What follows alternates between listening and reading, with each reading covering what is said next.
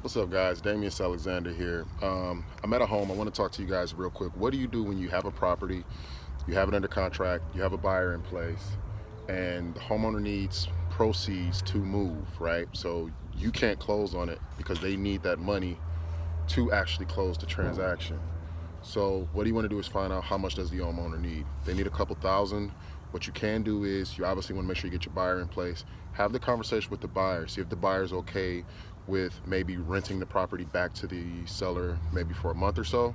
So basically what they do is close on the deal, keeps a certain amount of money in an escrow account, where you only release part of the money to the seller, and you can play around with however much you guys agree on.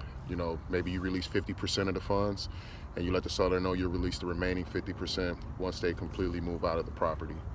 However, you know, let's say in the situation we have where the owner, they need funds to move and the buyer won't grant that. They say, no, we simply need the homeowner out of there. We're not gonna do 50 up front, 50% after they move.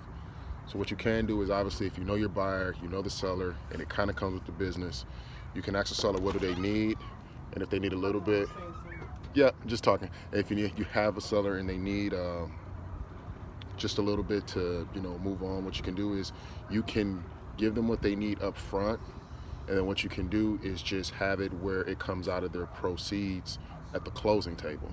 So if you have to give them 5 grand or something like that, if you have it, you can front it, you can write it up, put it all on paper, and then obviously you say that you'll recover your 5 grand at closing. It'll just come out of the seller proceeds. Now again, I recommend you do this once you have it under contract, once you have a buyer in place, once the title work has been performed, so there's no liens or anything outstanding on the property that'll kill the deal.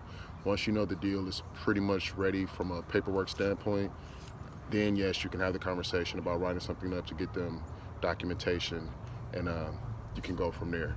So play around with it. Always try to see if the buyer's willing to, maybe do half and half, pay half at closing, hold half of it.